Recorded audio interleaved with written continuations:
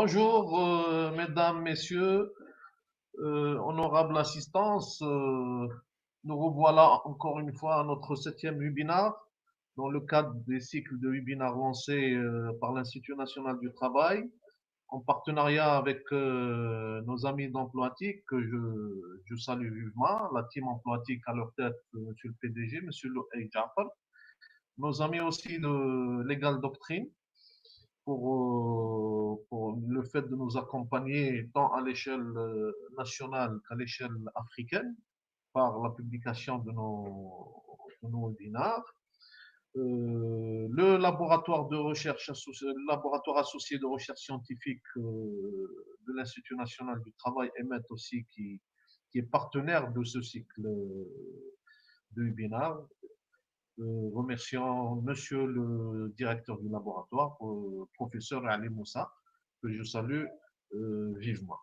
Alors, pour ce webinaire, nous avons retenu la thématique suivante, le leadership en situation de crise, qui va être animé par mon amie Madame Adamou, experte internationale en stratégie et management, consultante senior à l'Institut national du travail. Elle est dans plusieurs, je dirais, activités, notamment le développement personnel et le coaching des dirigeants, ainsi que les énergies renouvelables. Je lui céderai dans un petit moment la parole pour faire un petit pitch de présentation et engager directement, je dirais, le développement, le déroulement du thème retenu. Encore une fois, par souci d'équité, je tiens à rendre encore une fois un vibrant hommage à l'armée blanche pour tous les sacrifices qu'elle a fait, qu'elle est en train toujours de faire. Je réitérais encore le respect des mesures barrières édictées par les pouvoirs publics. Je lance encore un appel à l'assistance et à tous ceux qui nous suivent de veiller au respect, malgré que l'État a ordonné et engagé le déconfinement à partir de cette semaine et la semaine prochaine. Mais le virus est toujours là. Donc, je vous prie de bien vouloir veiller au respect de ces dispositions. Donc, sans trop tarder, je cède la parole immédiatement à mon amie Madame Adamou, que je remercie vivement d'avoir répondu à notre invitation et pour sa disponibilité. Madame, à vous la parole. Merci. Monsieur Dridi, bonjour et merci à vous de m'avoir invité pour contribuer à cette série de webinaires qui se veulent d'être des espaces d'échange et de concertation et d'amélioration. D'abord, permettez-moi de remercier la direction de l'INT à la tête, Monsieur Wu, oui. Avec aussi remercier votre partenaire Emploatic et Legal Doctrine d'avoir, si vous voulez, développé tous les efforts à même de voir ces webinaires être un véritable succès et une véritable plateforme d'échange pendant cette situation un peu chrysogène ou carrément chrysogène que nous traversons à l'instar des autres pays. Moi aussi, pour ma part, je rends un grand hommage pour notre armée blanche, pour tous les efforts qu'elle est en train de déployer malgré les risques encourus. Et bien évidemment, donc, un grand bravo pour nos médecins, notre corps médical et toutes les personnes ayant contribué de près ou de loin pour essayer de minimiser un tant soit peu la propagation et de trouver les solutions idoines pour sortir de cette pandémie qui a pratiquement touché toute la planète. Alors, sans trop tarder, Madame Adamou-Seki, je pense que Monsieur Dilidi a fait une présentation quand même assez succincte, mais je vais quand même compléter sans, bien évidemment, prétention aucune. Qui est Madame Adamou? Alors, Madame Adamou, elle est experte internationale en stratégie et management agréée par l'Union européenne. qui est aujourd'hui orientée vers l'évaluation des politiques sectorielles. Je travaille énormément et j'ai travaillé énormément avec les ministères, notamment le ministère de l'Enseignement supérieur dans sa mission d'étude de benchmarking, où j'ai accompagné les référents experts pour une étude d'étalonnage ou de benchmark à l'effet d'améliorer l'université algérienne. Ça, c'était en 2015. J'ai travaillé aussi avec le ministère de la Formation et le ministère du Travail et de l'Emploi dans le cadre du programme PASEA financé par l'Union européenne et qui avait trait carrément au renforcement des capacités. Le ministère aussi, j'ai travaillé aussi avec le ministère de l'Environnement. Là, c'était un focus sur la mise en place d'une cellule d'audit rattachée à l'inspection générale. Et donc, c'était plutôt la formation des auditeurs experts à même de faire des évaluations à mi-parcours dans le cadre de la gestion axée sur les résultats. J'ai travaillé aussi récemment avec le ministère de la formation professionnelle. C'est le projet Affaires, adéquation, formation et qualification, donc financé par l'Union européenne dans le cadre de la mise en place d'un projet d'établissement à travers l'approche processus. Je bosse énormément sur la dimension managériale en tant qu'enseignante intervenante au niveau de business school et institut supérieur, à ne citer que le CESE Algérie, sans pour autant faire de la publicité, un CIM avec un focus sur l'exécutif avec l'université UQAM Montréal, Pigier et puis d'autres écoles supérieures dans la dimension management et leadership. Un autre volet qui est, si vous voulez, mon essence, c'est en fait le volet technique et je suis experte en stratégie des énergies renouvelables orientées renforcement des capacités. Ayant occupé, si vous voulez, plusieurs postes de responsabilité dans le secteur de l'énergie à travers son ANTRAC et ses filiales, et aujourd'hui, je me livre en plein, si vous voulez, pendant cette période de confinement, à essayer de contribuer un tant soit peu comme membre carrément ou citoyen algérien, d'apporter ma contribution aussi modeste soit-elle pour essayer de trouver les issues pour sortir de cette crise de pandémie. Donc, mon focus serait le leadership en situation de crise, plus précisément cette crise majeure qui est la pandémie ou la crise sanitaire de la COVID-19. Alors, comment je compte organiser mon exposé? Comme vous le remarquez, donc il va y avoir deux grands aspects.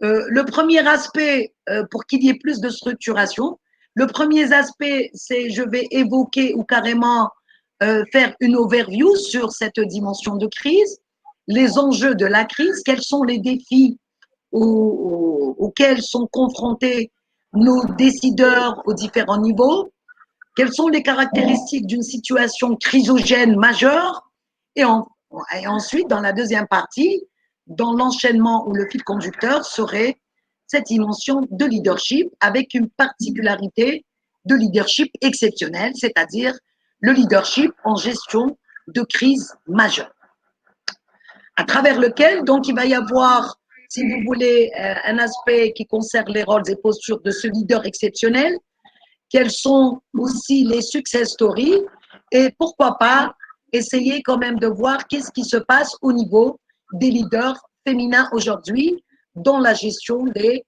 leaderships.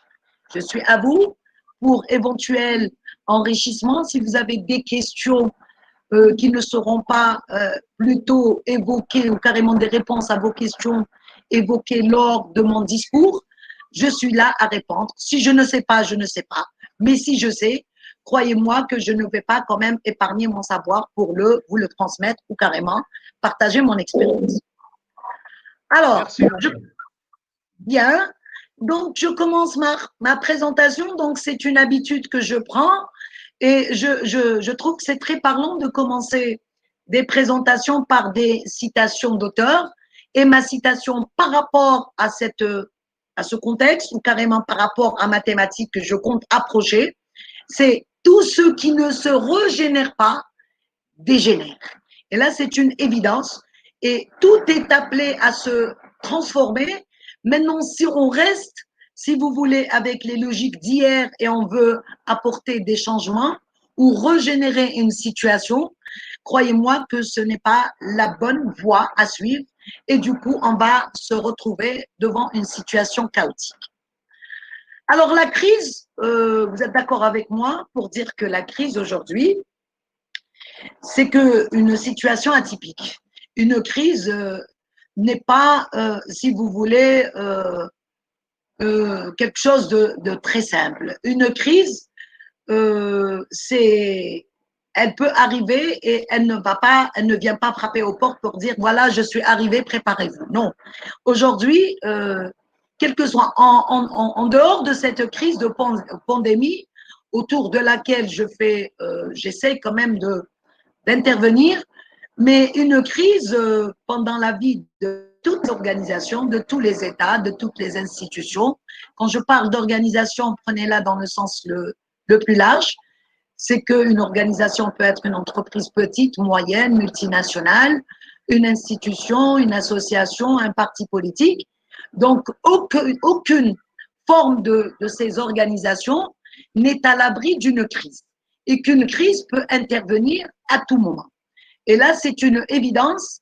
Et là, je suis en train de réfléchir, est-ce que la dimension d'imprévisibilité ne pas être considérée, si vous voulez, comme un postulat de base ou carrément comme une action. Alors, la crise, donc vous êtes d'accord pour dire que la crise n'intervient pas, n'avertit pas, et plutôt, quoique n'avertit pas, non. Ça veut dire quelque part, il y a des signaux qui vont, quand même, s'ils ne sont pas pris en charge, mais en tout cas, elle vient sans plutôt s'annoncer. La crise, si vous voulez, une crise, c'est un ensemble de choses et d'autres. La crise peut, si vous voulez, induire ou enchaîner ou la entraîner d'autres crises.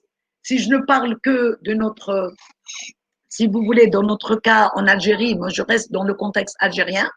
Vous remarquez avec la crise de la Covid, vous remarquez qu'il y avait d'autres crises qui ont surgi, notamment la crise de l'eau, la crise des liquidités, aujourd'hui la crise des incendies qui sont en train carrément de ravager pratiquement toutes nos forêts, la crise des entreprises. Aujourd'hui, les entreprises sont contraintes, bien évidemment, d'essayer quand même de maintenir un tant soit peu leurs activités, notamment stratégiques, et du coup, elles se trouvent dans l'obligation parfois carrément d'opérer des, si vous voulez, des plans, même s'ils ne sont pas véritablement des plans de compression, mais forcément, il y a des mesures qui sont un peu, j'ai bien envie de dire, douloureuses auxquelles sont confrontées les entreprises.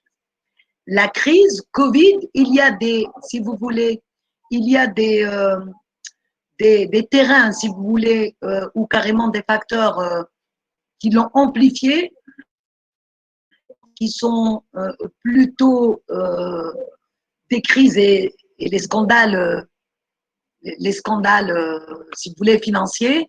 Quand je dis ils l'ont amplifié, ça veut dire qu'aujourd'hui, si on était dans une situation d'aisance, si on avait les ressources qui étaient plutôt suffisantes, bien sûr auxquelles, bien évidemment, la crise économique, etc., peut-être, on aurait, si vous voulez, pris nos devants et être plus à l'aise dans, si vous voulez, la limitation de ce temps de déconfinement.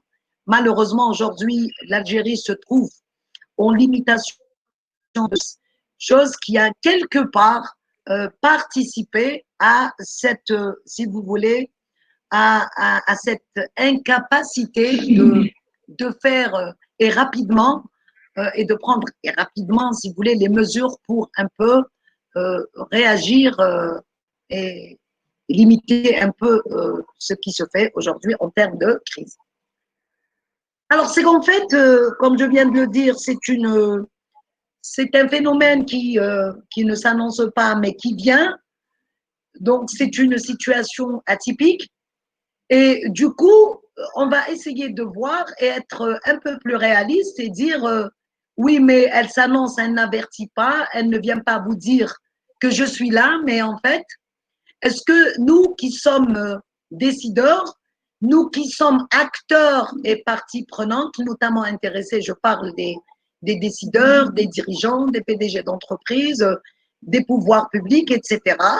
Est-ce qu'il n'y avait pas quelque chose comme signe rouge que soit carrément on était en difficulté de les percevoir ou carrément on ne voulait pas le voir.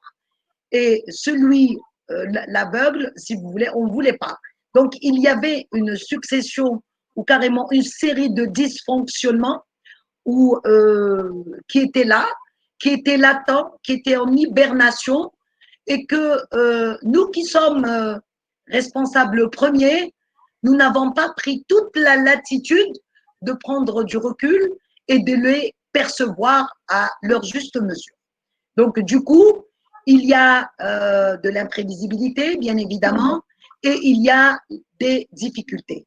Des difficultés qui sont conséquentes de, si vous voulez, de cette situation de non-perception ou d'une difficulté, si vous voulez, à l'origine d'une non-prise de conscience de ces dysfonctionnements que s'ils avaient été pris à temps, on aurait probablement et dans de larges mesures évité de telles crises. Du coup, donc, si cette crise est là, et forcément, il y a des moments de turbulence, des moments de perturbation, et toute l'organisation qui se trouve dans, si vous voulez, dans un désordre de l'ordre désordonné. Donc voilà, donc regardez ce jeu de mots. On est dans le désordre tout en percevant qu'on est dans l'ordre, mais finalement, on est dans le désordre le plus total. Donc c'est l'incertitude, c'est l'imprévisibilité, et si vous voulez, on ne sait pas trop quoi faire, notamment en début de crise. Alors ça, c'est la dimension, si vous voulez, c'est la dimension, dimension managériale. Ça veut dire, on prend n'importe qui, vous lui dites, mais finalement, pourquoi une crise? Il veut le quoi? Parce que on n'a pas pris les choses en main, on n'a pas, il y avait des choses au on a, et puis on a fermé les yeux, et du coup, c'est l'explosion. L'explosion, et quand il y a l'explosion, ben avec, il faudrait véritablement avoir des canadaires pour arrêter le feu, mais ce ne sont pas des bidons d'eau ou carrément des pompiers, ça piste qui peuvent le faire, mais carrément, il faut absolument avoir cette platitude et cette attitude et posture pour pouvoir, si vous voulez, arrêter cette catastrophe qui est là et on est en train de regarder sans plutôt être carrément dans la sidération et le choc. Alors, si, regardez ça, c'est très parlant et je parle d'apocalypse. La crise, c'est vrai que c'est une crise, c'est des dysfonctionnements, etc. Mais croyez-moi que la crise, si elle n'est pas médiatisée, n'est pas une crise. D'accord? Et je l'ai dit toujours dans mes interventions et mes conférences, j'ai donné un exemple basique, populaire, et je dis une femme qui a été tabassée par son mari et que cette femme tabassée par son mari et que si maintenant elle ne crie pas, même si elle a un œil bleu, même si elle est dans une situation comateuse, si elle ne crie pas, il n'y a pas de crise. Donc, elle est carrément étouffée. Il n'y a pas de crise. Mais le contraire est aussi vrai. Si cette femme, avant que le mari n'arrive pour lever la main et elle commence à crier, donc du coup, vous avez la voisine d'à côté qui vient tendre l'oreille, et puis après, qu'est-ce qu'elle va? Elle va décliner cette information. La seconde voisine, elle va essayer de rajouter un peu de l'eau, et du coup, donc la femme qui n'a pratiquement rien, et elle se trouve finalement, ça y est, rahatmout, alors que c'est pas le vrai. Donc moi, j'assimile la gestion de crise à la communication de crise. Habikoul que la crise, si elle n'est pas médiatisée, personne n'en parle. Là, je parle des entreprises. Hein. Une entreprise, si la crise reste, si vous voulez, à l'intérieur et qu'on essaye de prendre rapidement les mesures qui doivent se prendre, forcément, il n'y a pas. Mais si la crise sort des frontières de l'entreprise et forcément, ça devient absolument une situation qui n'est plus maîtrisée. Et c'est pour ça que je parle d'apocalypse. C'est carrément tous les projecteurs qui sont orientés vers cette entreprise et c'est tout à fait légitime qu'il y ait cette dimension d'intérêt de la part de ces journalistes qui attendent avec impatience une situation pour laquelle ils vont faire couler de l'encre et ils vont faire leurs articles. Donc, remarquez qu'il y a deux dimensions. Une dimension managériale qui doit être prise en charge et une dimension médiatique, que logiquement, on se doit de se préparer en conséquence. Alors, la crise, quand on est en crise, si vous voulez, c'est carrément la remise en cause de toute la pérennité de cette organisation. C'est carrément ce système, quand je parle du système, c'est que l'entreprise aujourd'hui, ou l'organisation aujourd'hui, même si je prends un ministère, même si je prends une multinationale, une entreprise. Donc, l'entreprise aujourd'hui, si vous voulez, c'est un système ouvert sur son environnement. Ça veut dire que ce n'est pas comme par le passé, une entreprise à qui elle devait rendre compte, ce sont ses actionnaires. Non. Aujourd'hui, l'entreprise interagit avec un ensemble de parties intéressées et du coup, elle se doit de rendre compte à ces parties intéressées. Cependant, quand elle est perturbée, ce système qui est l'entreprise, un système qui est ouvert, ce système est complètement en surcharge, il est perturbé. Il est perturbé et du coup, l'entreprise se trouve très souvent dans l'incapacité de prendre du recul et essayer quand même de s'intéresser. Donc, du coup, elle est plutôt plongée dans la gestion de l'immédiat, prendre une décision courante comme si elle était, si vous voulez, dans une situation de normalité. Moi, encore une fois, je rappelle, mes chers amis, que mon focus serait sur une crise majeure. Et quand on prend une crise majeure, ça veut dire qu'on est en phase, lorsqu'on est en phase d'une crise mineure, une crise à une dimension avec un périmètre plus réduit, vous avez toute la latitude de le faire. Quand on sait comment faire les grandes choses, forcément les petites seront déclinées et vous allez remarquer que c'est très basique. Alors, je dis encore une fois la pérennité de cette organisation qui est remise en question, c'est des désordres et des incertitudes. Et bien évidemment, conséquence, si vous voulez, c'est cette dimension de bouleversement économique, notamment bien sûr le déséquilibre financier, ou lorsque l'entreprise ou l'organisation ou l'État carrément est en crise, vous allez remarquer que il y a des entreprises qui ferment, donc il y a un chiffre d'affaires qui va baisser. Vous allez voir qu'il y a des impayés, vous allez voir des personnes qui vont se retrouver en chômage, vous allez voir qu'il y a des créances qui ne seront pas honorées et du coup, donc, vous allez vous retrouver dans une situation de déséquilibre, si vous voulez, financier. Autre chose importante qui caractérise la situation contextuelle de la crise serait ce bouleversement structurel et environnemental. Donc, dans la dimension structurelle, donc, vous allez remarquer que lorsqu'on est en crise, eh ben, il va y avoir beaucoup de résistance au changement, notamment sur la dimension choc émotionnel. Les gens, lorsqu'ils sont en crise, ils sortent forcément de leur zone de confort. Les gens sont perdus et les repères pareil, et les gens sont beaucoup plus dans une situation d'angoisse. Les gens ne savent pas où se donner de la tête et du coup, c'est carrément une atmosphère d'incertitude et bien évidemment de peur et de crainte qui va s'installer au niveau des membres de l'organisation. Encore une fois, organisation, ça reste valable pour un État ou un pays. Remarquez aujourd'hui, avec la crise sanitaire, c'est la sidération totale. C'est la sidération totale, donc c'est la peur, c'est la crainte, etc. Et bien évidemment, remarquez ce qui se passe aujourd'hui avec les autres crises qui sont venues se greffer, crise économique, crise. Et remarquez qu'aujourd'hui, on est en train de puiser dans nos réserves de change.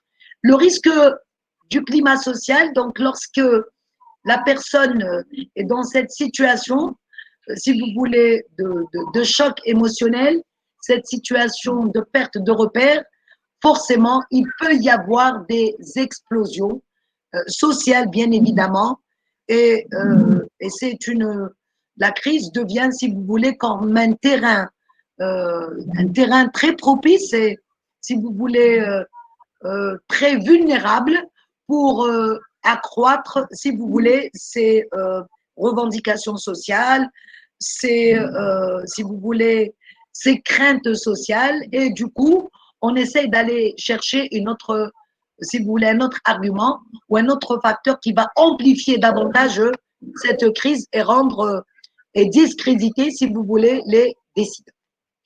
Alors, quels sont en fait, si maintenant on est d'accord avec ces facteurs de contexte, avec ces choses qui font peur en fait, et quels sont en fait les défis auxquels sont confrontés aujourd'hui les décideurs, aux différents niveaux, encore une fois, au risque de me répéter, aux différents niveaux de la gouvernance, du plus haut niveau jusqu'à, bien évidemment, la petite entreprise ou la petite, si vous voulez, association. C'est d'abord, le manager se doit d'appréhender l'imprévu.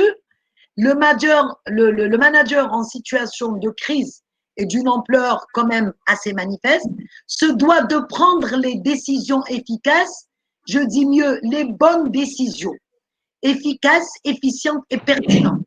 Il faut absolument qu'il sache faire des choix entre des décisions. Il faut absolument qu'il soit au rendez-vous et il faut absolument qu'il prenne comme balance, si vous voulez, l'évaluation de, si vous voulez, de l'impact de chaque décision prise sur le chemin vers la sortie ou carrément le chemin de la prise en charge des préoccupations des uns et des autres. Il faut qu'il y ait un engagement. Le défi du manager dans une crise de cette ampleur, il faut qu'il soit engagé. Aujourd'hui, quand je parle d'engagement RSE, ça veut dire qu'il faut qu'il soit responsable, socialement responsable. Cela signifie qu'il soit absolument, qu'il reconnaisse qu'il est en situation de crise. Il faut qu'il soit transparent. Il faut qu'il veille à maintenir le plus longtemps possible, sinon dans toute la durée, sa crédibilité. Il faut sur la dimension, si vous voulez, business, il faut qu'il maintienne l'activité stratégique de son entreprise, sinon elle va disparaître complètement. Et la chose la plus délicate, la chose la plus importante dans la situation de crise et qui serait le socle de toute cette crédibilité serait la préservation de la confiance des parties prenantes. La préservation de la confiance des parties prenantes, cela signifie…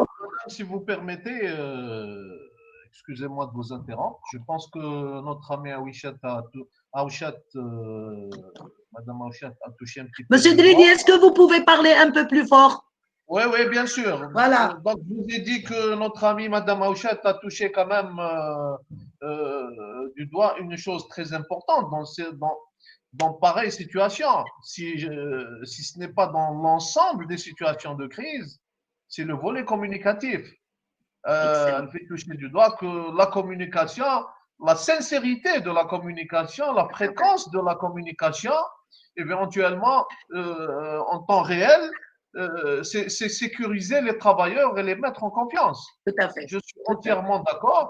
Et comme vous l'avez si bien dit, le manager reste aussi, je dirais, le noyau. Absolument, absolument, absolument. Voilà. Absolument. Donc, c'est dans une situation, donc, j'allais revenir, bien évidemment, à cette dimension communicationnelle. Et comme je viens de le dire, c'est carrément de la congruence entre la gestion de crise et la communication. C'est-à-dire le rôle fondamental de la communication en situation de crise. Et je dis en situation de crise, il faut absolument communiquer efficacement. C'est pour rassurer et maintenir la transparence. Maintenir la transparence. Comment? C'est très important, madame. Absolument, mais là, je préfère revenir parce qu'en fait, vous allez remarquer que dans les approches qui sont suivies par les uns et les autres, qu'est-ce qu'il faut faire justement pour essayer de rassurer? Le plus important, c'est le choc émotionnel. Le plus important, c'est la perte de repères. Et je reviendrai sur la dimension de communication quand j'arriverai au leadership. D'accord? Ok. Est-ce qu'il y aurait autre chose? Ah bah, Madame Hachette, encore, elle nous fait savoir que ce manager doit agir en tant que père de famille. C'est ça, moi je suis entièrement d'accord. Il doit avoir les différents, je dirais, les différentes solutions, les différentes possibilités de réagir, différents plans. Je Excellent. pense que c'est des choses que vous allez aborder Tout à fait. dans votre intervention. Je vous laisse la Magnifique. parole, madame. Je veux juste remercier Madame Awichette. Et Madame Awichette, qu'est-ce qu'elle fait, Madame Awichette? Ah, madame Aouichet, c'est une ancienne et fidèle de l'INT. C'est l'ancienne directrice de la formation de l'INT que je salue. Magnifique. Que, quoique que je ne connais pas, je n'ai pas encore mis de photo Ouais, sur le nom. excellent. Et je l'invite incessamment à nous rendre visite Excellent. pour prendre un café. Excellent. J'aurai le plaisir et je serai très ravie de la rencontrer. Moi, Effectivement, en situation de crise, là, c'est juste une précision à à notre amie Madame Awichette, c'est qu'aujourd'hui, effectivement, Aouchet. Auchet, pardon, hein, Auchet, effectivement, le manager en situation, bon, je préfère dire manager parce que je suis pas encore entrée dans le leader, le manager en situation de crise, effectivement, agir en termes de famille, oui, c'est une condition nécessaire, mais non suffisante. Parce qu'en fait, dans une situation de crise exceptionnelle, moi j'ai annoncé dans le début de mon exposé, je vais essayer d'être dans, si vous voulez, le Skyland. Donc c'est une crise majeure. En situation de crise majeure, oui, il faut qu'il agisse dans cette dimension paternaliste, mais pas que. Mais pas que, et vous allez remarquer pourquoi. D'accord? C'est très bien de rassurer, c'est très bien, mais à côté, il n'a pas uniquement, si vous voulez, les collaborateurs, s'il est dans l'entreprise, il doit rassurer, mais il a d'autres missions aussi à accomplir, notamment avec les différentes parties prenantes, et il a aussi un réseau qu'il doit piloter, et du coup, c'est la détermination et la fermeté aussi. D'accord? Vous m'écoutez? Oui, oui, oui, oui, je vous Bien. écoute. Alors, en situation de crise, qu'est-ce qu'on remarque? Donc là, si vous voulez, ce slide résume un peu. Donc la tension et le stress, donc c'est un peu le choc émotionnel. Nous n'avons pas le temps, ce n'est pas comme une situation normale. On peut, à la limite, essayer de voir et le temps. En situation de crise, la prise en charge du temps, l'optimisation de son temps est plus que fondamentale. En situation de crise, très souvent, les personnes ressources ou les personnes au premier rang ne sont pas très disponibles. Du coup, et bien évidemment, il faut absolument qu'il y ait, si vous voulez, un intérêt particulier et un regard envers ce personnel. En situation de crise, des fois la crise ne trouve pas, bien évidemment, les contours d'une bonne prise en charge, tout simplement parce que l'entreprise souffre encore de cette verticalité de son fonctionnement, cette multiplication, si vous voulez, de niveau hiérarchique, cette structure organisationnelle ou ce schéma directeur qui est, si vous voulez, à la taylorienne. La taylorienne. Donc, s'il y a plusieurs niveaux, donc forcément, on n'a pas tout de suite le temps de le faire, il faut demander, etc. Donc, du coup, il faut absolument que l'entreprise, elle est obligée de le faire sans la crise. Sans la crise, l'entreprise est obligée, l'organisation est obligée de le faire et d'aller vers plutôt des structures plus plates.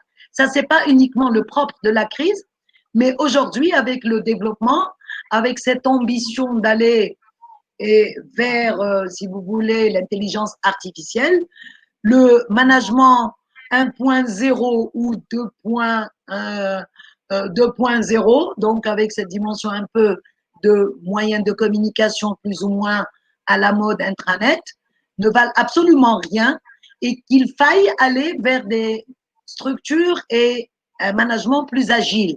Ça veut dire encourager, si vous voulez, la transversalité et essayer d'encourager et d'opter pour une structure qui va, si vous voulez, inciter le réseautage. Plus d'entreprises, même en situation normale, les entreprises se doivent de revoir leur structure organisationnelle et essayer d'aplatir au maximum les pouvoirs de décision. En situation de crise aussi, nous avons ces stakeholders que l'entreprise doit rendre compte, auxquels l'entreprise doit rendre compte. En situation de crise, ça dépend. Qu'est-ce qu'on a comme canaux de communication et très souvent, c'est leur perturbation totale. Et en situation de crise, évidemment, comme l'apocalypse vient du côté médiatique, eh ben, c'est tous les projecteurs qui sont ici et qu'il faille absolument ne pas omettre pour les mettre dans l'algorithme de la gestion de crise et qu'il faille accorder un crédit particulier à la dimension communication, si vous voulez, écrite, communication audiovisuelle, et d'autant plus qu'aujourd'hui, avec l'avènement d'éthique, avec l'avènement des médias sociaux, remarquez que chacun de nous devient un journaliste par excellence. Chacun de nous peut émettre son avis et que l'entreprise, si elle n'écoute pas, si vous voulez, ces acteurs virtuels, l'entreprise, c'est quelque part, elle est, si je puis dire, elle est un peu en retard de ce qui se passe dans le monde et elle ne peut en aucun cas être dans, si vous voulez, dans cette veille guerrière pour prendre en charge l'insight de ce consommateur informationnel. Et du coup, il faut qu'elle aille de l'avant pour pouvoir mettre en veille une structure de veille médiatique, notamment pour essayer de surveiller son brand et sa e-reputation. Quand l'entreprise perd de sa réputation, c'est tout son business qui part.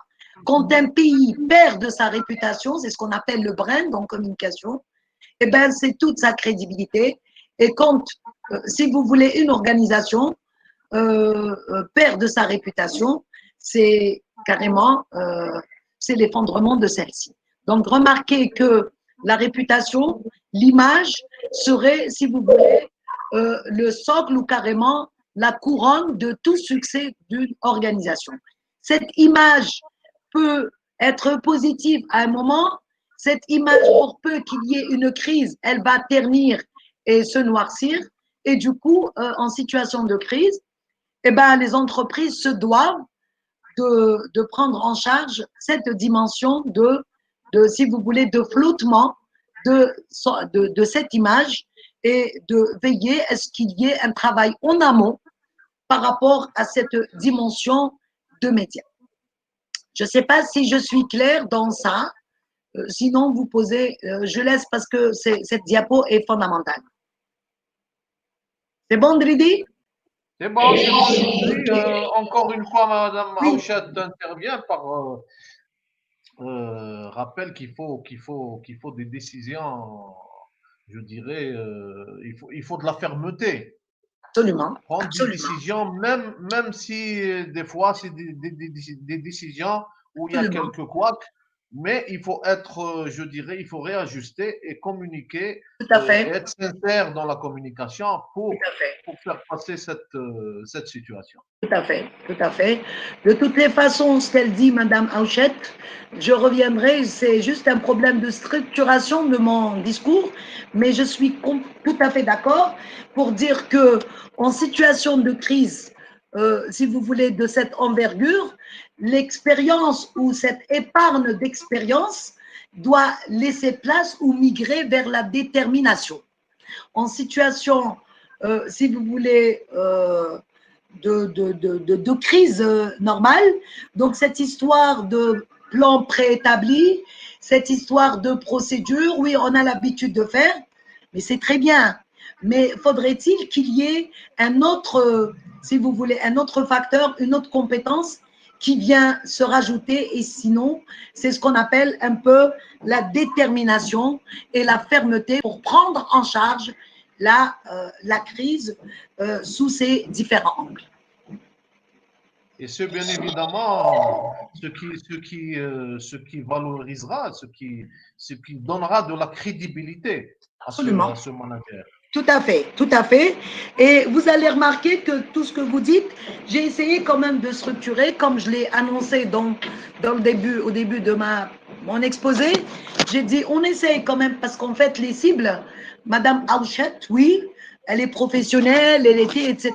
Mais comme nous, on a bien envie que ce message aussi s'adresserait à cette cible de jeunes managers qui se doivent de s'approprier, si vous voulez, le maximum d'outils, le maximum de réflexes, le maximum, si vous voulez, de bonnes choses, en essayant quand même de s'inspirer de ce qui se passe à travers le monde, et puis pour qu'on puisse toucher pratiquement toutes les cibles. Tout ce qu'elle dit, Madame Auchet, est vrai, mais de toutes les façons, je reviendrai vers, si vous voulez, tout de suite, immédiatement, je vais enchaîner Oui, sur ça. D'accord? tout à fait, madame. Donc ici, je viens de finir ma première partie, la première partie de mon exposé qui concerne la crise, son contexte, ses enjeux et qu'est-ce qu'attend les décideurs à tous les niveaux pour prendre en charge la crise. Donc du coup, cette histoire d'expérience, cette histoire de méthode préétablie, là, quand on est dans une crise, notamment majeure, et même une crise, parce qu'en fait, quand il y a une crise, dès qu'elle part, cette crise, elle va laisser la place à une autre crise. Ça veut dire que dans la crise, face à cette dimension d'incertitude, à ces perturbations, à cet impensable, si je puis dire, il faut absolument adopter le comportement et l'état d'esprit adéquat. Et j'insiste beaucoup sur l'adoption d'un comportement adéquat et avoir l'état d'esprit adéquat. Ça veut dire que la situation de crise va un peu migrer de cette dimension comment faire, mais plutôt aller vers cette dimension le quoi faire, qui est un peu plus élevé que dans le petit quoi dans l'exécution opérationnelle, et le pourquoi faire. C'est ça toute la différence avec, si vous voulez, une situation dans la normalité ou une situation, si vous voulez, qui est une crise à la limite avec un périmètre et une profondeur quand même assez réduit. D'où toute l'importance du leader ou de ce leadership, de cette compétence en situation de crise. Alors, pour le leadership, quand même, c'est un truc qui revient très en vogue aujourd'hui, mais est-ce que véritablement nous connaissons, si vous voulez, ces contours, nous connaissons les valeurs incarnées ou suggérées par ce manager avec cette compétence de leadership, et finalement, quel est son rôle, quelles sont les postures de ce leader face et bien à cette crise, quelle que soit sa nature, mais avec, bien évidemment, j'insiste encore une fois, avec des impacts quand même assez considérables sur la pérennité et la survie des organisations. Le leadership, je pense que tout le monde connaît ces messieurs, c'est des leaders. Alors si je vous donne ça, pourquoi selon vous, ces trois figures emblématiques, Gandhi, Barack Obama et Mandela, sont considérés comme des leaders historiques? Ça, c'est une question maintenant. Si dans tes messages, Monsieur le Délédé, les gens, c'est une question. Pourquoi ceux-là sont des leaders historiques? Il y en a d'autres, bien évidemment. Hein. J'ai essayé quand même de prendre ces trois figures, mais sinon, vous en avez d'autres. Vous avez Steve Jobs, vous avez Henry Ford dans l'industrie de l'automobile, Steve Jobs dans le numérique. Vous avez quand même plusieurs. Hein. J'ai bien envie de citer. Madame, s'il vous plaît, je vous interromps, mais là, essayez de publier vos slides parce que là, apparemment, nos amis n'arrivent pas à voir vos slides. Hein. Ah ouais? Oui, oui. Partagez, s'il vous plaît. Bah, si, c'est partagé. Hein.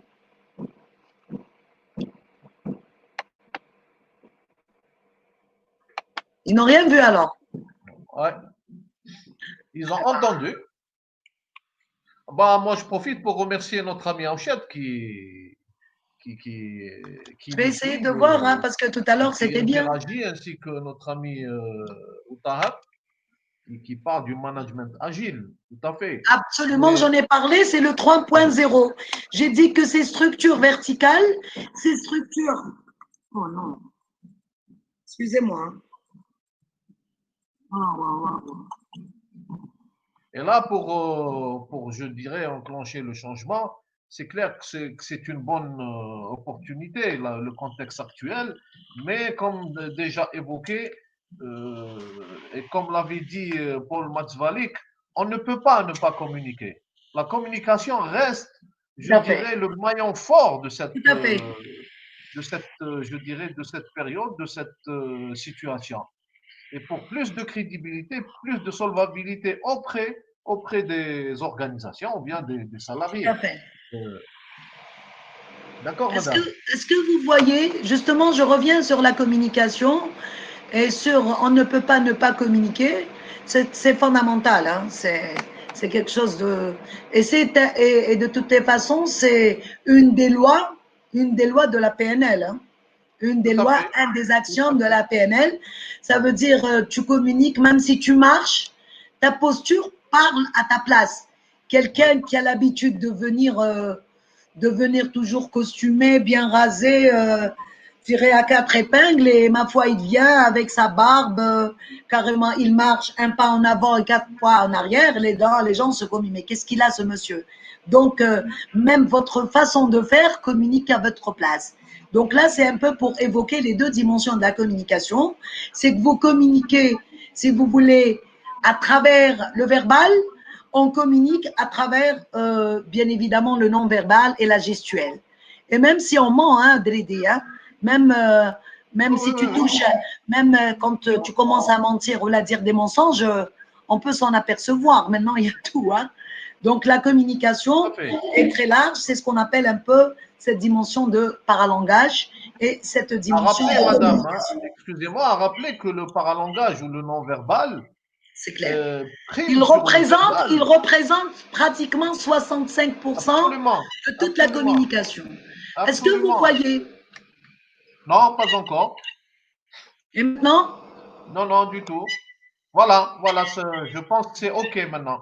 Ça c'est OK? commence à… Très Parfait. bien. Bien, alors j'ai posé une question. Est-ce que vous pouvez me répondre pourquoi j'ai pris ces figures historiques comme étant des leaders? Il y en a d'autres, il y a d'autres dont ici, on a Gandhi, on a Obama. Tout simplement, je vais répondre parce qu'on n'a pas suffisamment de temps. Parce que ces figures sont considérées comme des leaders historiques, parce qu'ils ont cru en des causes plus grandes qu'eux. Obama qui a dit un jour qu'un noir africain pourrait être le premier homme du monde. Il en a fait, si vous voulez, un atout de ses origines ou pour occuper si vous voulez, le poste le plus convoité. Et c'est le Madame, premier. la présentation n'est pas affichée. Excusez-moi de vous interrompre, mais votre présentation n'est pas affichée, hein. C'est un problème de truc. Hein.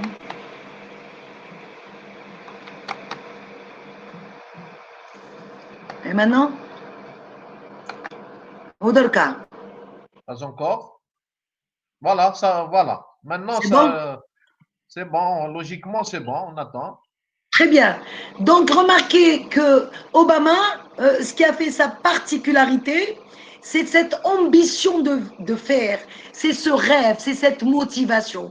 Donc, la valeur intrinsèque de ce grand homme serait cette croyance, cette détermination, cette motivation d'aller vers, si vous voulez, vers l'avant, et cette projection imagée de, si vous voulez, de son besoin et du défi qu'il voulait lever, et effectivement, avec sa fameuse expression Yes, we can, qui incarne toute la motivation qui avait animé M. Obama.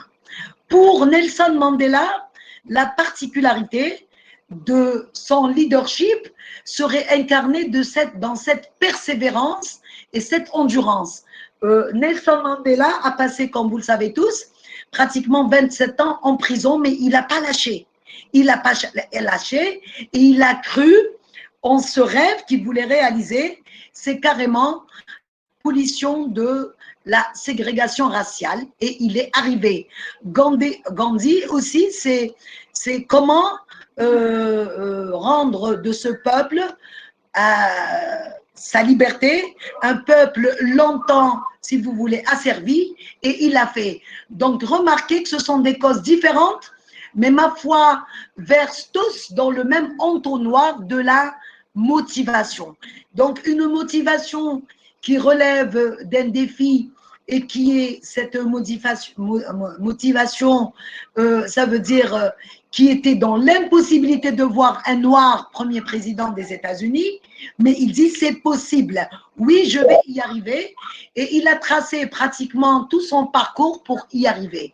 Mandela, c'est carrément une dimension de ségrégation et il a, malgré toutes j'ai envie de dire, toutes les choses mauvaises qu'il a subies, mais ma foi, il est arrivé. Donc, c'est un peu pour situer cette dimension. Si vous permettez, madame, je vous interromps encore une fois. Mandela, d'ailleurs, suite à ce que je dirais à ses 27 années de prison, il est sorti avec un dicton qui est aujourd'hui très utilisé dans le travail des communicateurs. Il a dit que dans toute expérience, si je ne gagne pas, je ne perds pas. Je ne perds pas. Absolument, c'est tout à fait. C'est un enseignement.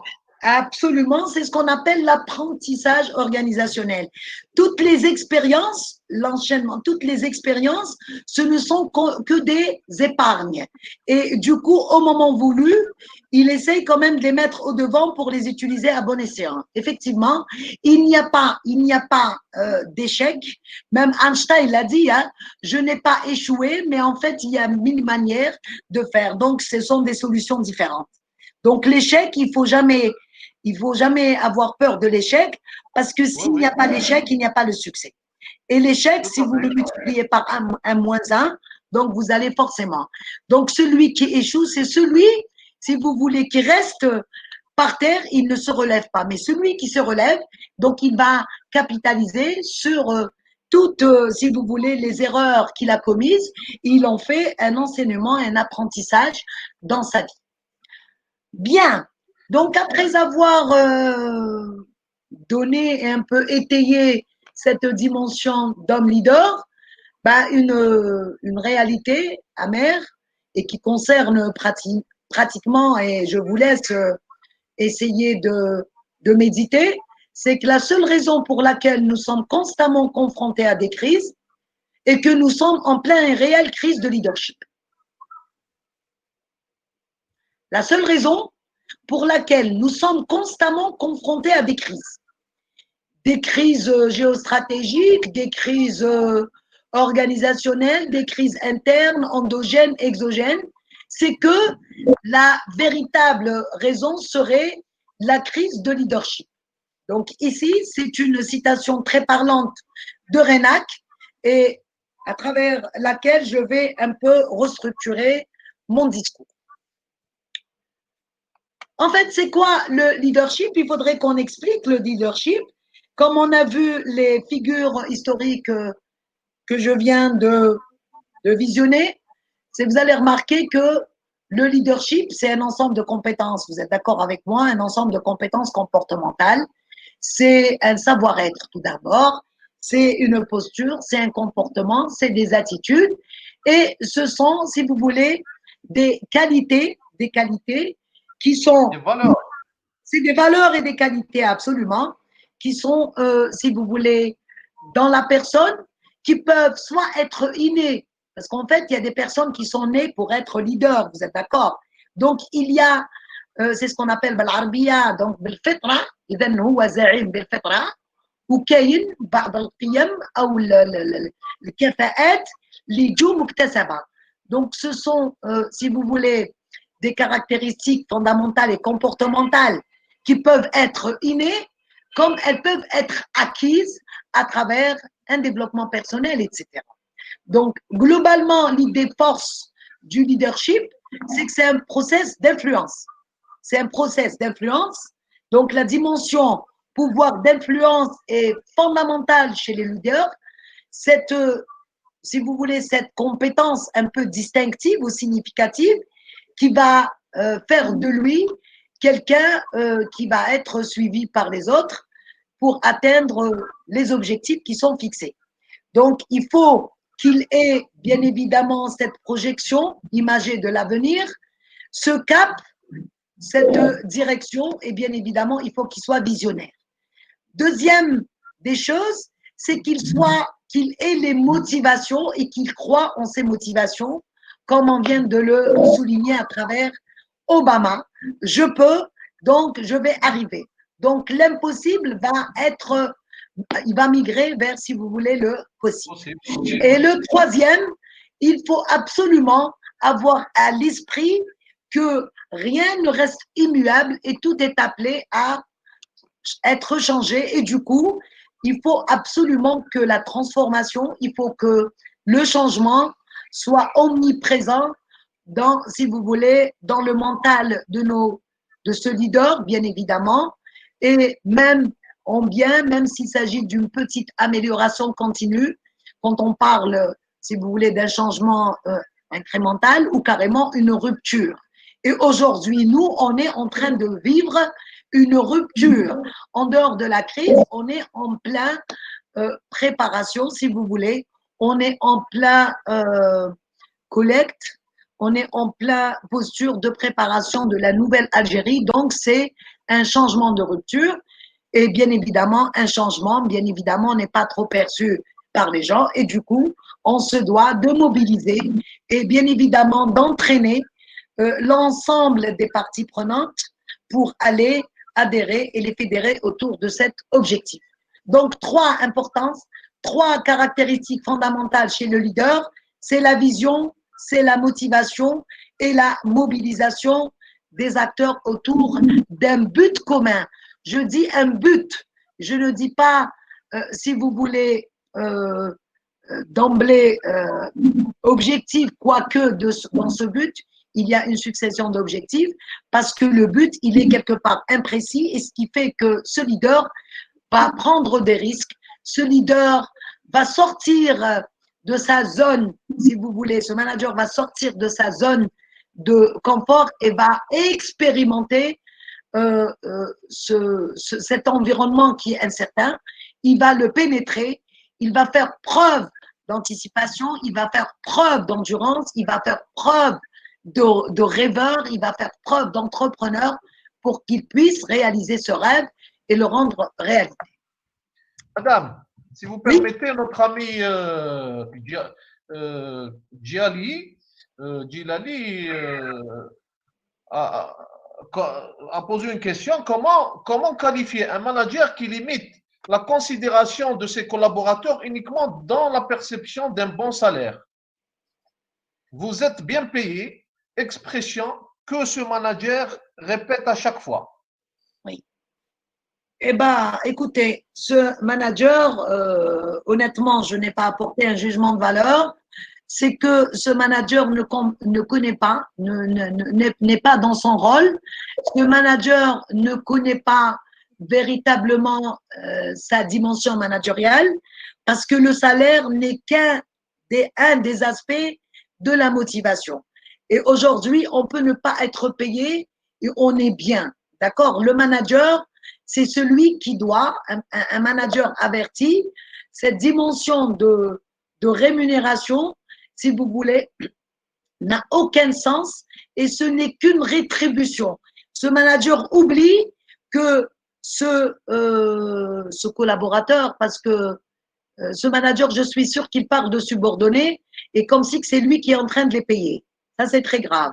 Donc, ce manager, il est dans sa petite, j'ai bien envie de dire, il est dans sa petite, dans sa petite cave et pour lui, le fait de payer, de bien payer le collaborateur, ça veut dire, c'est ça, al-muhim yakhlso. Mais il oublie que ce collaborateur, sans lui, le manager, il vaut rien. Que le salaire qu'il perd, si vous voulez, le collaborateur n'est qu'une rétribution de l'effort fourni et que la rétribution est fonction de la contribution. Il oublie une chose, ce monsieur, que on n'est plus dans cette dimension du premier niveau où le collaborateur a besoin, ou carrément, c'est un peu le taylorisme, hein, c'est un peu le courant des classiques. Il dit qu'il faut, il y a une seule façon de faire, the one best way, c'est payer. Donc vous êtes bien payé, mais ma foi, ce ne sont pas les besoins aujourd'hui. Même les besoins de Maslow, que pratiquement nos chers amis les connaissent, on n'est plus aujourd'hui avec la dimension ou la migration de, si vous voulez, de la génération X à Y, le collaborateur a besoin d'être considéré. Le collaborateur a besoin d'être motivé. Le collaborateur a besoin d'être écouté. Le collaborateur a besoin d'une autonomie. Le besoin, tu ne peux ne pas bien le payer, mais si le collaborateur est bien considéré, bien évidemment, il va faire de son mieux.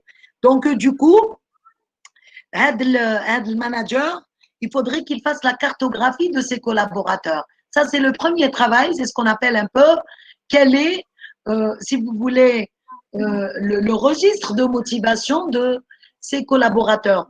On n'est pas tous, si vous voulez, logés dans la même enseigne, on n'a pas tous les mêmes motivations. Je peux ne pas être bien payé et disposer d'un environnement favorable.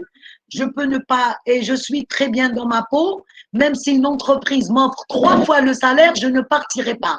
Parce que je suis très bien. Il n'y a pas que la dimension pécuniaire dans le management qui va être fini le taylorisme, fini la dimension uniquement salaire, parce que si maintenant c'est le salaire, forcément ce manager il va perdre les meilleurs et ce n'est pas. Même si aujourd'hui des enquêtes disent que quand vous faites un sondage, qu'est-ce qui vous fait rester dans l'entreprise, il dit que c'est le salaire. Mais ce n'est pas tout à fait une condition suffisante. Nécessaire, oui, mais elle n'est pas suffisante. Tu peux être payé à 400 000 dinars dans ton entreprise, mais maintenant, s'il y a un petit pépin, tu veux claquer la porte et tu vas travailler dans une entreprise où tu as où tu as où tu as l'écoute, où tu as la considération, etc. Donc aujourd'hui, on est beaucoup plus à ces facteurs qu'on considère à des histoires de salaire ou à des histoires de contrats indéterminés, les premiers besoins. Maintenant, on va aller vers creuser dans si vous voulez, les besoins de motivation. Et quand vous basculez vers le management carrément ou la génération Y et Z, les motivations et les besoins sont tout à fait autres. Ils ont besoin d'autonomie, ils ont besoin d'être considérés, ils ont besoin de s'accomplir, de prendre en main leur action sans pour autant avoir un chef ou un gendarme à la rassemble. Ils ont besoin plutôt d'être des partenaires et non pas des subordonnés. Madame, si vous permettez, notre ami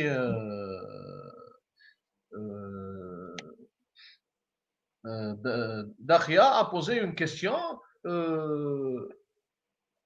Comment booster son sens de leadership pour un chef? Je rappelle encore une fois, madame, on a été quand même, le temps passe vite dans nos webinaires. Là, il nous reste à peine une dizaine de minutes. Je ne sais pas si on peut synthétiser. Absolument. Comment booster, je vais le dire. Alors, le leadership, j'ai dit encore une fois que ce sont des compétences comportementales. C'est plutôt un savoir-être. Si le management, c'est un savoir plus un savoir-faire, le leadership, c'est plutôt un savoir-être. C'est une autorité qui est informelle, qui est reconnue, donc c'est plutôt de la reconnaissance, à la différence d'un manager qui est un statut et une fonction. Et du coup, comment le booster? On va le voir et quels sont les rôles. Le booster, il y a des prédispositions et il y a un développement personnel pour le faire. Et vous pouvez, n'importe qui peut développer son leadership pour peu qu'il y ait cette acceptation de ce manque de leadership dans cette personne souhaitée qui souhaite aller vers, si vous voulez, le développement de ce leadership. Alors, pour un peu synthétiser, donc encore une fois, nous, on n'est pas dans le leadership dans la situation normale, mais je suis dans la situation de leadership en situation de crise et crise majeure. Donc, ce sont au moment des crises où les leaders se démarquent ou se révèlent. C'est ça. Oui. Alors, la pandémie aujourd'hui, vous allez remarquer que c'est une pression qui est considérable sur l'ensemble et que quelque part, il faudrait, pour mieux s'en sortir, il faut absolument qu'il y ait un certain nombre de choses à faire. Quels sont en fait les rôles que doit avoir un leader? Quelles sont les attitudes que doit avoir un leader? Et quelles sont bien évidemment les compétences requises pour qu'on puisse avoir ce leadership? Et je réponds à Madame Deikha, c'est ça. Et là, je vais enchaîner sur la question de Madame Deikha. Qu'est-ce qu'on doit faire? Monsieur Deikha, pardon. Alors, la première des choses, c'est qu'il faut adapter l'état d'esprit adéquat. Dans les rôles, il faut éviter de surréagir aux impératifs du moment, mais ça veut dire réagir, oui, je suis dans la réactivité. Quand il y a un problème, je le règle rapidement, mais l'excès en tout est mauvais. Essayez quand même de prendre, de modérer et d'être, si vous voulez, dans le calme résolu. C'est ce qu'on appelle le calme résolu. Adapter l'état d'esprit adéquat. En situation normale, nous avons un état d'esprit et en situation de crise, c'est un autre état d'esprit. Pourquoi? Parce qu'en fait, vous êtes en situation, si vous voulez, paradoxale, vous gérez l'urgent et aussi vous pensez à maintenir une attention un peu particulière sur l'avenir de votre organisation dans le moyen et le long terme. Ça, c'est fondamental. Dans une situation de crise, on est dans le flou total. On est, comme je l'ai dit, c'est un environnement qui est émotionnel très tendu. Donc, c'est le flou, on ne voit rien. Donc, le leader, ce manager, se doit de donner du sens. Il se doit de donner du sens. Comment? C'est expliquer le pourquoi, qu'est-ce qu'on doit faire et le comment faire. Et là, je vous invite à prendre note et à essayer de voir pour mieux comprendre cette dimension de donner du sens du leader. C'est un peu l'histoire de l'allégorie des trois tailleurs de pierre.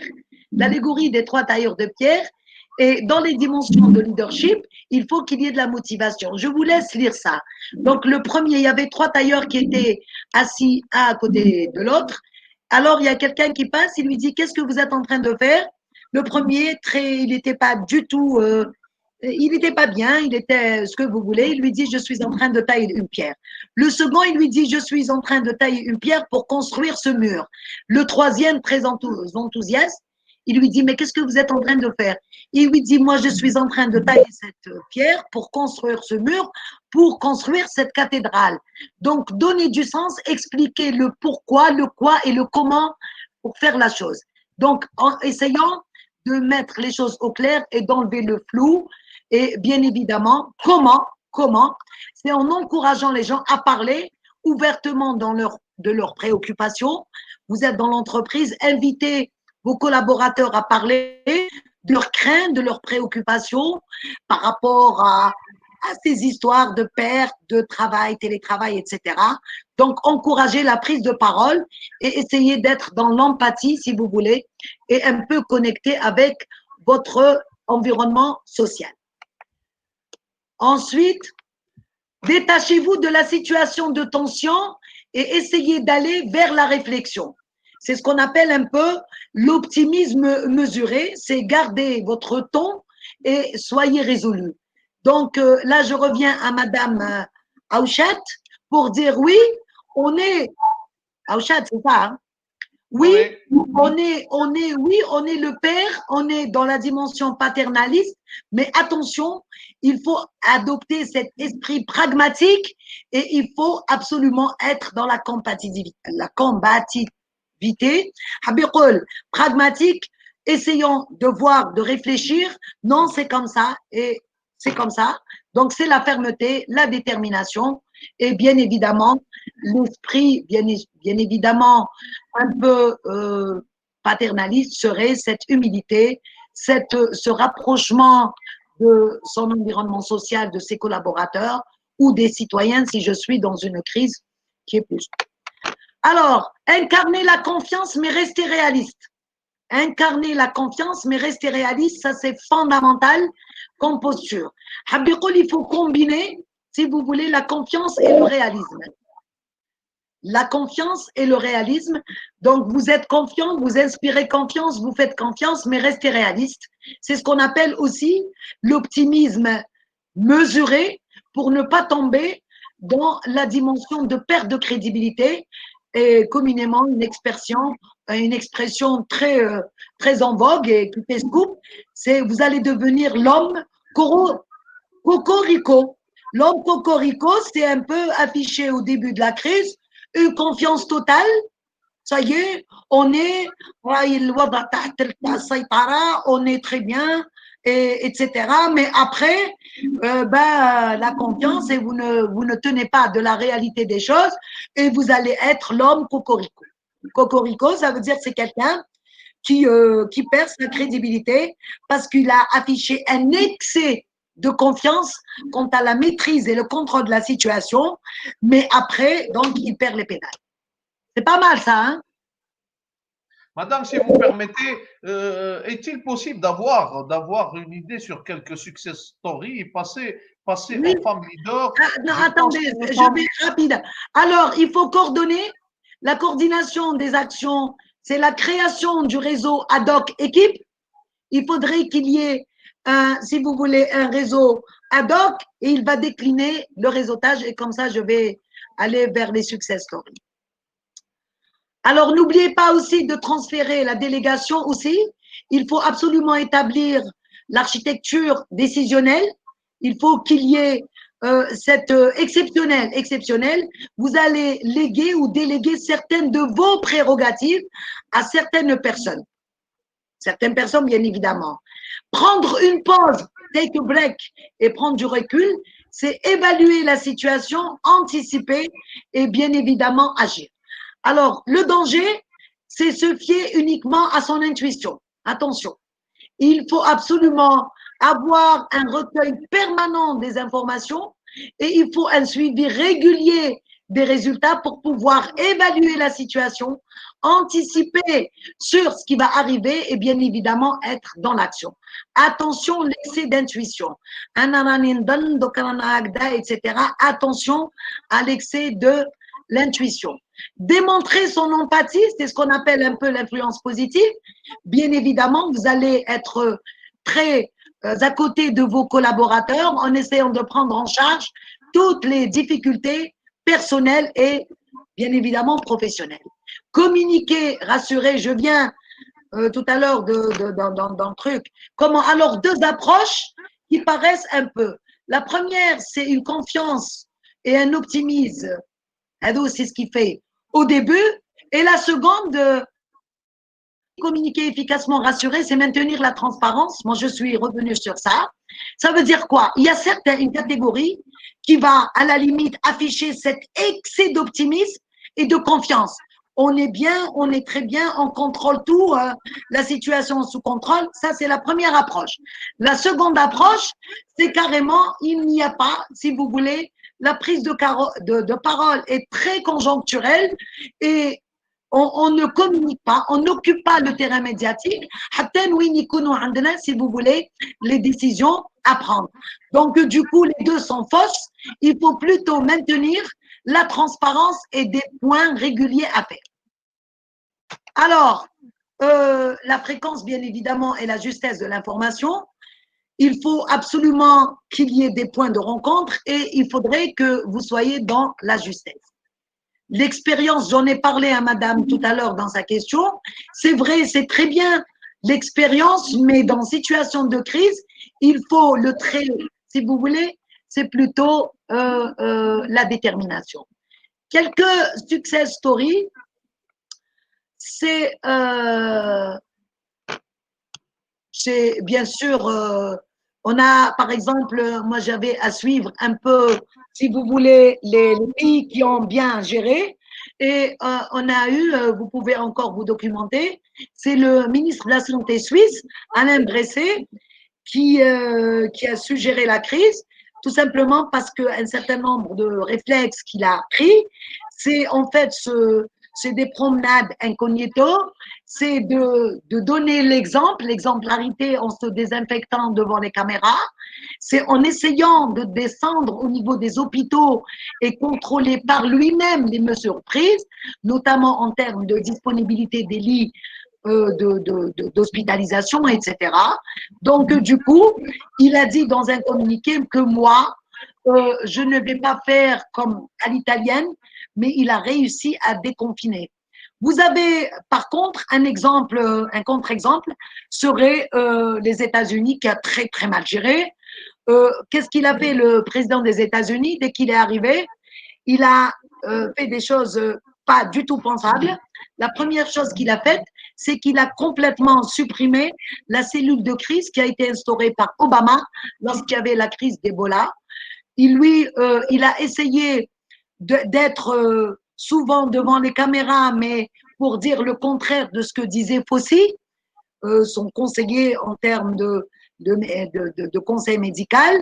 Il a essayé, bien évidemment, d'accuser les journalistes de malhonnêteté. Il a essayé de faire des choses qui ne sortent pas. Il n'essayait pas quand même de se fier aux experts pour un peu rehausser son ton. Et bien évidemment, donc, ça, remarqué que les États-Unis, la première puissance, remarquait le nombre exponentiel de morts, à la différence de la Suisse. Ça, c'est deux.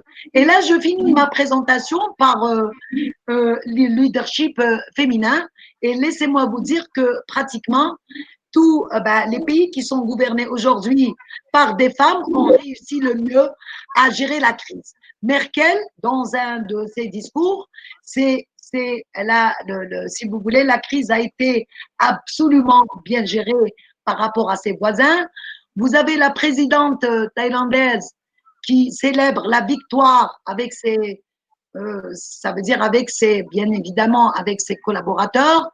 C'est Taïwan qui est à proximité de la Chine et malgré cela, elle est en sortie de cette crise. Et vous avez la première ministre néo-zélandaise qui, elle, bien évidemment, a suggéré. Et aujourd'hui, pour la Néo-Zélande, c'est carrément l'ambition de ne pas seulement contenir le coronavirus, mais carrément l'éliminer. Et vous allez remarquer que les femmes sont quand même des véritables leaders. Pourquoi? Parce qu'en fait, elles sont plutôt résilientes, elles sont dans le pragmatisme, la confiance et bien évidemment l'entraide. Donc, les défis qui nous attendent aujourd'hui, il est préférable à ce qu'on réfléchisse, si vous voulez, un mot, bon, ici, même les pays qui avaient favorisé le genre, c'est-à-dire hommes-femmes, aujourd'hui ont su gérer. Donc, il n'est pas dit que le propre des leaders en situation de crise ou autre reste l'homme, mais les femmes aussi peuvent être de véritables leaders en situation de crise. Et je finis qu'aujourd'hui, avec, si vous voulez, les nouveaux défis du 21e siècle, le leadership féminin, pourquoi pas sortir des sentiers battus du commandement et contrôle et aller vers la résilience, l'adaptation et bien évidemment un leadership qui soit plus ou moins version paternaliste et à la limite commandant d'état-major serait le bienvenu et laissez quand même expérimenter le leadership des femmes et vous allez voir que vous ne serez que satisfait. Je vous remercie, Monsieur Dribi, pour… C'est moi qui vous remercie, madame. Moi, je suis entièrement d'accord sur ce que vous avez dit par rapport au leadership féminin et je rajouterai ce qu'a dit notre ami Otahan. la gestion, je dirais, se fait par l'intelligence émotionnelle au niveau de la gente féminine. Absolument. L'intelligence émotionnelle, c'est en fait, il faut disposer, c'est ce qu'on appelle aujourd'hui du LTQ, Leadership Transformational Qualities. Donc, il faut séparer le temps technique du temps humain. Et en situation de crise, vous avez beaucoup plus du temps à conserver à l'humain que la dimension technique. Parce que la dimension technique, vous avez tout ce qu'il faut sur la gestion de la crise. Vous avez le plan Orsec, la cellule de crise, etc. Mais le plus gros en situation de crise, c'est l'humain qui est le plus affecté.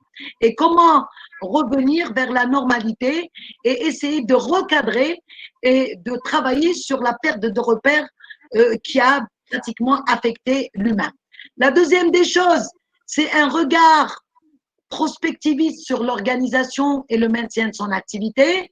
La troisième des choses, c'est la confiance en soi et en les autres. Et pour pouvoir rester déterminé, pour pouvoir rester, si vous voulez, convaincant, pour pouvoir, bien évidemment, essayer de donner l'exemple sur les autres. Et la dernière, c'est la résilience et l'adaptabilité. C'est ce qu'on appelle un 360 degrés dans un leader exceptionnel en situation de crise majeure. Merci beaucoup, madame. C'est moi. C'est bien aimable. Donc, pour ceux et celles auxquels on n'a pas pu répondre aux questions, donc je réitère mes propos. Donc, nous avons la foire aux questions du site web de l'IND. Donc, postez vos questions. Madame Adamo aura le plaisir de vous répondre. Je la chargerai. Je peux répondre si vous me donnez 5 minutes à toutes les questions qui sont ici. Moi, c'est une question de temps. Il nous reste à peine 3 minutes avec eh ben, je vais. Sinon, c'est avec plaisir. Je sais qu'il y aura, vous répondrez à l'ensemble des questions. Je répondrai à toutes les questions, effectivement. Mais voilà, l'intelligence émotionnelle, donc je viens de répondre. La Jordanie, le cas de Merkel, la gestion de Merkel qui a fait aussi son mea culpa. Absolument, donc c'est un peu le dépistage, ça c'est les moyens. Première démarche. Tout à fait. La première démarche, et nous, c'est ce qu'on appelle l'efficience organisationnelle, c'est le choix des moyens. C'est le choix des moyens. Ils ont opté pour le dépistage, etc. Donc là, un leader se doit de choisir les moyens les plus pertinents. C'est ce qu'on appelle le triangle de la performance. Efficace par rapport aux objectifs, efficient par rapport à l'optimisation du temps et des moyens alloués, et la pertinence pour essayer d'aller au-delà et anticiper sur les crises, les éventuelles situations qui peuvent venir simultanément avec et viennent se greffer, comme je viens de le citer tout à l'heure, avec cette histoire de crise de l'eau ou de coupure d'électricité pendant l'Aïd, ou carrément cette dimension de autre chose, de liquidité, etc. On aurait pu anticiper sur ça si on avait essayé de prendre, si vous voulez, la gestion de cette crise majeure dans son ensemble et dans plutôt une architecture globale.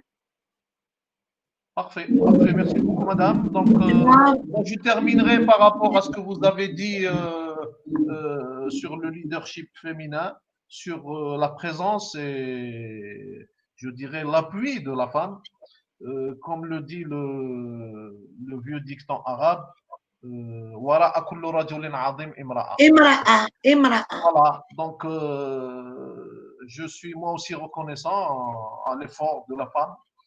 D'ailleurs, si vous avez constaté, le staff du commandement au niveau de l'INT est composé entièrement de femmes. Et je pense que les choses ne sont pas faites au hasard, parce que nous savons que le hasard n'est autre que la mesure de notre ignorance, comme l'avait dit Henri Poincaré. Voilà, donc merci à toutes et à tous, à tous les participants à ce webinaire. Merci à vous, madame, pour merci, monsieur Dridi, et je remercie tous ceux qui nous suivent. Si les questions seront transmises sur le site web, donc on va vous les communiquer. Très bien. Pour répondre. Je remercie aussi nos amis, encore une fois, d'Emploatic, la team Emploatic à leur tête, leur PDG, nos amis de Legal Doctrine, et aussi l'équipe du laboratoire de recherche scientifique de l'INT. Donc, je vous donne rendez-vous pour la semaine prochaine. On va revenir sur une thématique qui a été déjà abordée, c'est bien le rôle de la sécurité sociale durant la crise sanitaire Covid-19. Il y a eu quand même beaucoup de questions auxquelles on n'a pas répondu. Donc, nous allons refaire un autre webinaire dédié à, je dirais, à l'intervention de la sécurité sociale durant cette crise. Donc, voilà. Merci à toutes et à tous. Encore une fois, un grand hommage à l'Armée blanche que je salue en mon nom personnel et en nom de l'ensemble du staff de l'INT. Merci pour ce que vous êtes en train de faire et vous continuez de faire. Alors, Monsieur Dridi, merci, excusez-moi, mais juste pour répondre, parce que là, je vois un commentaire important, désolé. Aller au vif du sujet, proposer la démarche à adopter. Je pense que je l'avais décliné et je l'avais, c'est Madame Auchet. Moi, je considère que la structuration, c'est l'effet entonnoir et je pense qu'elle est déclinée de façon très précise et concise, la démarche de leadership en situant le triptyque rôle, posture et compétence. Voilà. Très bien. Merci beaucoup, madame. Merci à tous et à tous. Au plaisir de vous revoir. Merci. La semaine prochaine, notre prochain webinaire, comme je l'ai déjà dit, dédié au rôle de la sécurité sociale durant la crise sanitaire Covid-19. À très bientôt. À très bientôt. Au revoir à tout le monde et merci et à très bientôt. Au revoir. Au revoir.